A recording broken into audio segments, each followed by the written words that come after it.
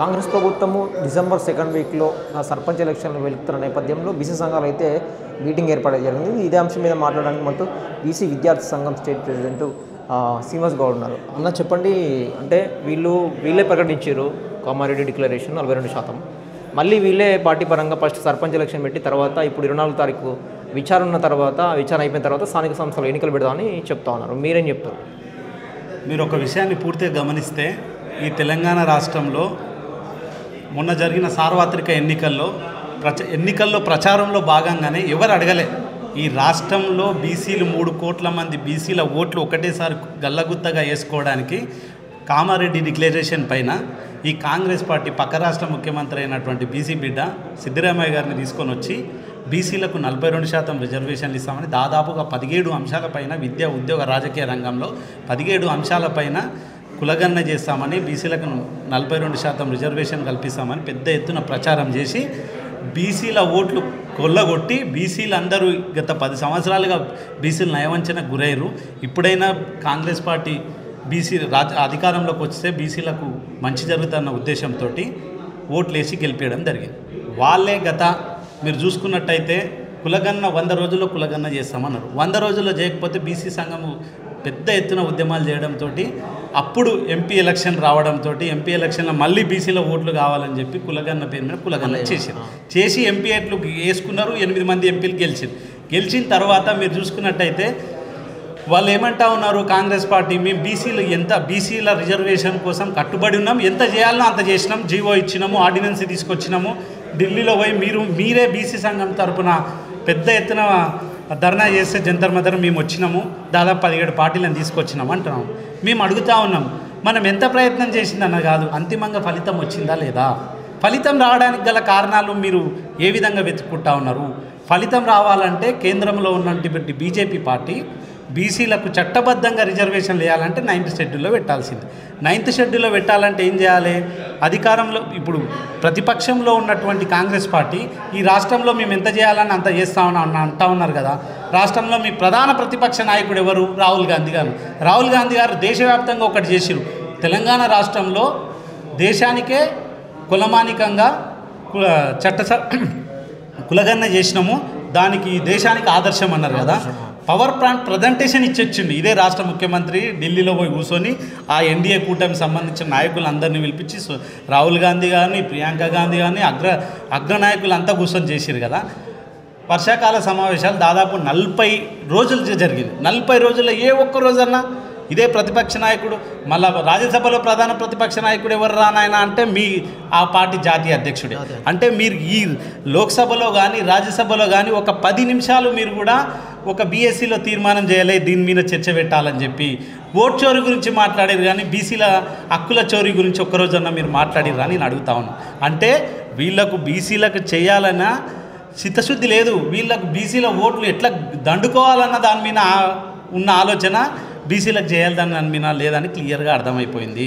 మీరు ఒక్కసారి చూసుకుంటే వీళ్ళు అడిగేటోళ్ళు అడుగుతలేరు, చేసేటోళ్ళు చేస్తలేరు. అడగాల్సిన వాళ్ళేమో అడుగుతలేరు. కాంగ్రెస్ పార్టీ నిజంగా కూడా అడగాలి, ఎందుకు మాకు మేము మాట ఇచ్చినాం, మేము ఈ మాట మీద నిలబడాలనుకుంటున్నాం కాబట్టి మీరు చేస్తే ఉద్యమాలు చేస్తే ఆ ఉద్యమాలకు తలొక్కి బీజేపీ పార్టీ చేయాల్సిన వాళ్ళు బీజేపీ పార్టీని మీరు ఒకసారి ఆలోచన చేయండి. ఈ రాష్ట్రంలో శాసనసభలో తీర్మానం చేయాలనుకున్నప్పుడైతే మాత్రం దానికి తగ్గట్టు బీసీలకు 42% తగ్గట్టు ఈడ ఓటేస్తున్నాం. కానీ కేంద్రంలో అధికారం ఉన్నది మీరే కదా. ఈడెట్లా గల్లీలు ఎట్లా సై అంటారు, ఢిల్లీలు ఎట్లా నై అంటారు అని నేను అడుగుతా ఉన్నాను. అంటే ఈ రాష్ట్రంలో ఈ బీసీలు ఈ రాష్ట్రంలో మన ఉనికి ఉండాలంటే బీసీలో మనం అంటూ ఉండాలంటే సై అనాలే, కేంద్రంలో మాత్రం రావద్దన్న కుట్ర వీళ్ళ మీద ఉందా లేదా అని నేను అడుగుతా ఉన్నాను. అంటే ఈ బీజేపీ పాత్రం ఈడ ఓకే అంటది, ఆడ నై అంటది. అంటే దీన్ని ఒక్కటే ఈ 2 పార్టీలు నిన్నటికి నిన్న మీరు ఒక్కసారి ఆలోచన చేయండి. నిన్న ఏమైంది క్లియర్గా, ఒక 17 తారీఖు రాష్ట్ర క్యాబినెట్ ఉంటుంది, దాని మీద నిర్ణయం తీసుకుంటామని లీకులు ఇచ్చడమే కాకుండా నిన్న క్లియర్గా చెప్పిర్రు, మేము ఈ గ్రాంటు అంటే ప్రణాళికా సంఘం 15 ప్రణాళికా సంఘం తరపున వచ్చే గ్రాంట్లు 3000 కోట్లు బీసీలకు రావాలంటే మనం ఎట్టి పరిస్థితుల్లో స్థానిక సంస్థల సర్పంచ్ ఎలక్షన్ పెట్టాలి. రాష్ట్రం మొత్తం కుట్టుబడిపోయింది, ఈ అభివృద్ధి లేక ఊర్లలో స్ట్రీట్ లైట్లు వేసేటోళ్ళు లేరు, వాటర్ ఇచ్చేటోళ్ళు లేరు అని చెప్పి పెద్ద ఎత్తున ప్రచారం చేస్తున్నారు కదా. మేము అడుగుతా ఉన్నాం, మీరు కదా ఈరోజు ఎంత డేటు 17 తారీఖు నిర్ణయం తీసుకున్నారు, 24 తారీఖు హైకోర్టు నిర్ణయం తీసుకుంటుందని చెప్పింది. అదే కాకుండా మార్చి 31కి కదా మీకు మీరు అనుకున్న 3 కోట్లు కొలాప్స్ అవుతుంది అనేది ఎప్పుడు మార్చి 31. అంటే దాదాపు 4 నెలల టైం ఉంది కదా. 4 నెలల టైంలో మీరు 4 నెలల టైం అంటే దాదాపుగా మీరు ఆలోచన చేస్తే మొన్న కూడా ఈరోజు కూడా వాళ్ళు 15 రోజుల వ్యవధిలోనే సర్పంచ్ ఎన్నికలు క్లియర్ చేస్తామని నోటిఫికేషన్లు ఇచ్చారు. ఇప్పుడు రేపు కూడా 15 రోజుల్లోనే కదా మీరు క్లియర్ చేసేది. అంటే దాదాపు 4 నెలల 15 రోజులు అవకాశం ఉన్నప్పుడు 15 రోజుల్లోనే కదా. ఇంకా 4 నెలల టైం ఉంటుంది కదా. 4 నెలలు ఏం చేస్తారని అడుగుతాం. అంటే వీళ్ళు ఏం లేదు, నిధుల కోసం 3000 కోట్లు నిధులు ఆగిపోతారని చెప్పేసి అదే ప్రధానంగా చెప్తా ఉన్నా. నేను అదే అడుగుతా ఉన్నా. 4.5 నెలలు టైం ఉంది కదా. నిధులు కూడా నీకు కొలాప్స్ కావడానికి, నిధులు కూడా నీకు రాకపోవడానికి 4 నెలల టైం ఉంది కదా. మీరు రేపు పొద్దున 1 తారీఖే కదా, ఈ డిసెంబర్ 1 నుంచి కదా పార్లమెంట్ సమావేశాలు జరుగుతాయి, శీతాకాల సమావేశాలు. ఆ దానిలో నెల రోజులు వాళ్ళు చేస్తే నెల రోజులు మీకు అవకాశం ఉంది కదా. అఖిల పక్షాన్ని తీసుకుపోయి ఢిల్లీలో పోరాటం చేయొచ్చు. 99 మంది కాంగ్రెస్ ఎంపీలు ఉన్నారు, 200 చిల్లరగా ఇండియా కూటమికి సంబంధించిన ఎంపీలు ఉన్నారు. మీరు అందరూ కూర్చుంటే ఆడ పార్లమెంట్ సంభింపజేసే రాదా? వాళ్ళు అవకాశం ఇయ్యారా చర్చ పెట్టడానికి? వాళ్ళు అవకాశం ఇయ్యారా మీకు చేయడానికి? అంటే వీళ్ళకి అవకాశం ఉన్నా కూడా వీళ్ళు చేయట్లేదు. అంటే వీళ్ళకి బీసీలకు చేయాలన్న ఆలోచన వీళ్ళకి లేదని స్పష్టంగా తెలుస్తుంది. కాబట్టే నేను కాంగ్రెస్ పార్టీని మీ మీడియా ద్వారా కానీ క్లియర్గా మేము చెప్పేది ఒకటే, కాంగ్రెస్ పార్టీ తెలంగాణలో పుట్టగతులు ఉండాలంటే చట్టబద్ధంగా 42% రిజర్వేషన్ నుంచే మీకు ఈ తెలంగాణ రాష్ట్రంలో మీరేమో బతికి బట్టగట్టగలుగుతారు. ఒకవేళ మీరు ఇదే ధోరణితోటి ముందు పోతే ఈ తెలంగాణ రాష్ట్రంలో 3 కోట్ల మంది బీసీలు మీకు ఎట్లా బుద్ధి చెప్పాలో ఓట్ అనే ఆయుధం మా దగ్గర ఉన్నది. మీకు రానున్న ఎన్నికల్లో ఎట్లా బుద్ధి చెప్పాలి. అదే కాకుండా బీసీ సంఘాలుగా మేమంతా పెద్ద ఎత్తున ఉద్యమాలు చేయడానికి రెడీ అయినాం. మేము మిమ్మల్ని వదిలిపెట్టే ప్రసక్తి లేదు. అవసరం అనుకుంటే రాష్ట్రంలో ఉన్నటువంటి మీ సీఎం రాష్ట్ర కార్యాలయాన్ని ముట్టడిస్తాం, ఎమ్మెల్యేలను ముట్టడిస్తాం, ఎంపీలు ముట్టడిస్తాం, మంత్రులను ముట్టడించి ఈ చట్టబద్ధంగా 42% రిజర్వేషన్ వచ్చేంత వరకు మా పోరాటం ఆగేదే లేదు. మీ సంగతి ఏందో మేము చూపెడతాం. ఇప్పుడు కాంగ్రెస్ ప్రభుత్వం మీద ఒత్తిడి తీసుకొస్తున్నాయి. అటు బీజేపీ చేతిలో ఉంది కాబట్టి ముఖ్యంగా పార్లమెంట్ సమావేశాలు పెట్టి దాని మీద చర్చ పెట్టి 9 షెడ్లో పెట్టిన తర్వాతనే ఇది చట్టబద్ధత వస్తుందని చెప్తామంటున్నారు. కాబట్టి మరి బీజేపీ చేతిలో ఉంది కాబట్టి మరి బీజేపీ మీద వీళ్ళు కాంగ్రెస్ వాళ్ళు ఒకటేసారి ఢిల్లీలో ఫైట్ చేయడం జరిగింది. అంటే ఇప్పుడు కాంగ్రెస్ పార్టీతో కలిసి పోరాడతారా లేదా కాంగ్రెస్ పార్టీని ఒత్తిడి తీసుకొస్తారా? ఏ విధంగా చేస్తారు? మేము ఒకటే అంటున్నాం, కలిసి పోరాటం ఏందండి. ఇప్పుడు మేము అడగలే కదా ఆ రోజు 42% చట్టబద్ధ, మీకు తెలియదా? ప్రతిపక్షం కాంగ్రెస్ కాబట్టి మీరు వాళ్ళతో కలిసి ఒత్తిడి తీసుకొస్తారా లేదంటే కాంగ్రెస్ ప్రభుత్వం మీద ఇక్కడ రాష్ట్ర ప్రభుత్వం మీద ఒత్తిడి తీసుకొస్తారా? కాంగ్రెస్ ప్రభుత్వాన్ని బీజేపీ మీద ఒత్తిడి తీసుకొచ్చే ప్రయత్నం చేస్తారా? మేము ఈ 2 పార్టీలకు మేము ఒకటే హెచ్చరిస్తూ ఉన్నాము. రాష్ట్రంలో అధికారం ఉన్నది కాంగ్రెస్ పార్టీ. రాష్ట్రంలో ఎన్నికల్లో ఓట్లు కొల్లగొట్టుకోవడానికి, బీసీల ఓట్లు చేసుకోవడానికి వాగ్దానం చేసింది కాంగ్రెస్ పార్టీ, చేయాల్సింది బీజేపీ పార్టీ. మేము అడుగుతున్నాం ఏంటంటే, మీరు కదా కేంద్రంలో ఒత్తిడి చేయాలి, మీరు కదా 99 మంది ఎంపీలు మీరు ఉన్నారు కదా, లేకుంటే ఇండియా కూటమి ఉంది కదా, స్థానిక సంస్థలను రిజర్వేషన్ పెట్టాలంటే మీరంతా కలిసి పార్లమెంట్లో కదా మీరు ధర్నాలు చేయాల్సింది, రాస్తారోకాలు చేయాల్సింది. మీరు పార్లమెంట్ స్తంభింపజేయాల్సిన బాధ్యత ఎవరి మీద ఉంటుంది? ఈ ప్రధాన ప్రతిపక్ష నాయకుల మీద ఉంటుంది. కాబట్టి ఇక్కడ కాంగ్రెస్ పార్టీ అధికారంలో ఉంది. ఈ కాంగ్రెస్ పార్టీ దేశంలో ఉన్నటువంటి అంత కాంగ్రెస్ సభ్యులను ముఖ్యంగా మీ ప్రధాన ప్రతిపక్ష నాయకుడైన రాహుల్ గాంధీ గారు దేశానికే ఆదర్శం అంటారు.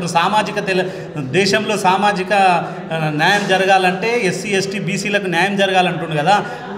దేశంలో సుప్రీంకోర్టులో న్యాయ వ్యవస్థలో జ్యుడిషియరీలో కూడా బీసీలకు నాయకత్వం లేదని కానీ పెద్ద ఎత్తున మాట్లాడుతుండు కదా.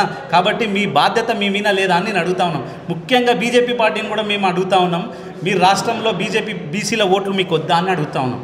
బీసీల ఓట్లు కావాలంటే మీరు ఈ రాష్ట్రంలో ఉన్నప్పుడు శాసనసభలో శాసన మండలిలో ఇదే రిజర్వేషన్ బిల్లు కోసం మీరు ఓట్లు వేసిరు కదా. ఈడ ఓకే అన్నోళ్ళు ఈడ సై అన్నోళ్ళు ఆడ నయ్యి ఎందుకు అంటున్నారని నేను అడుగుతా ఉన్నా. రాష్ట్రంలో ఇద్దరు కేంద్ర మంత్రులు కిషన్ రెడ్డి గారు ఉన్నారు, బండి సంజయ్ గారు ఉన్నారు. మీ మీద బాధ్యత లేదా అని నేను అడుగుతా ఉన్నా. మీరే కాదు 8 మంది ఎంపీలు ఉన్నారు. మీరు రానున్న రోజుల్లో ఈ బీసీ బిల్లు కోసం మీరు ఢిల్లీలో పార్లమెంట్లో ప్రయత్నం చేయకపోతే మీ 8 మంది ఎంపీ ఇల్లులు ముట్టడిస్తాం, కేంద్రంలో ఉన్నటువంటి 2 ఎంపీల ఇల్లులు కూడా ముట్టడిస్తామని చెప్పి హెచ్చరిస్తాం. ఇది ఇప్పుడు కాంగ్రెస్ పార్టీ సర్పంచ్ ఎలక్షన్ పెడుతుంది కాబట్టి దాంట్లో పార్టీలకు సంబంధం లేకుండా ఉంటాయి కాబట్టి అంటే గెలుస్తారా అంటే ఇస్తే ఓ న్యాయం జరుగుతుంది అనుకుంటారా? ఎట్లా న్యాయం జరుగుతుంది అంటే ఒకసారి క్లియర్గా చెప్పండి. స్థానిక సంస్థ ఎన్నికల్లో సర్పంచ్ ఎలక్షన్లు అంటేనే ఇండివిజువల్గా జరిగేది. దానికి ఒక ఓటు బీఫామ్ అవసరం లేదు, ఏ పార్టీ బీఫామ్ అవసరం లేదు, ఏ పార్టీ గుర్తు కూడా అవసరం లేదు. జనరల్ గుర్తులు వస్తూ ఉంటాయి. మీరు ఏ విధంగా 42% రిజర్వేషన్ ఇస్తారో అదే పొంగిలేటి శ్రీనివాసరెడ్డి రేపు మీడియా ముందరకు వచ్చి చెప్పాలి ఏ విధంగా ఇస్తాం. 42% దాదాపు 4000-6000 గ్రామ పంచాయతీలు ఉన్నాయి ఈ రాష్ట్రంలో. ఏ విధంగా నువ్వు క్యాలిక్యులేట్ చేసి బీసీలకు ఇస్తావో ఒక్కసారి చెప్పాలి.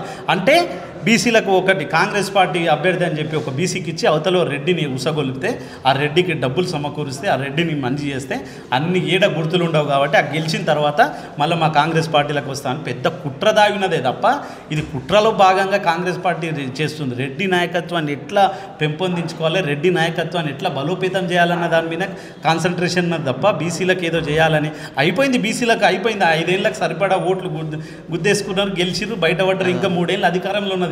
లాస్ట్ మూమెంట్లో ఏమన్నా ఆలోచన చేస్తారు. ఇప్పుడు ఏం అవసరం ఉన్నది, అయిపోయింది. ఇప్పుడు రేపు రానున్న రోజుల్లో ఊళ్ళల్లో మీరు చూసినట్టయితే ఊళ్ళు గ్రామాలల్లో ఒక రెడ్డి నాయకత్వాన్ని తీసుకుంటే వాని కింద మిగతా వాళ్ళు పనిచేస్తారన్న ఒక దురంకార ఆలోచనతో ఈ ప్రభుత్వాలు ఉన్నాయి. కాబట్టి రెడ్డి నాయకత్వాన్ని పెంపొందించుకుంటే మనం రెడ్డిలను కిందికెళ్ళి రాజకీయంగా మనం వాళ్ళని తీసుకుంటే అయిపోతుందన్న ఉద్దేశంతో వీళ్ళు ఉన్నారే తప్ప బీసీలకు న్యాయం చేయాలన్న ఉద్దేశం వీళ్ళకి లేదు.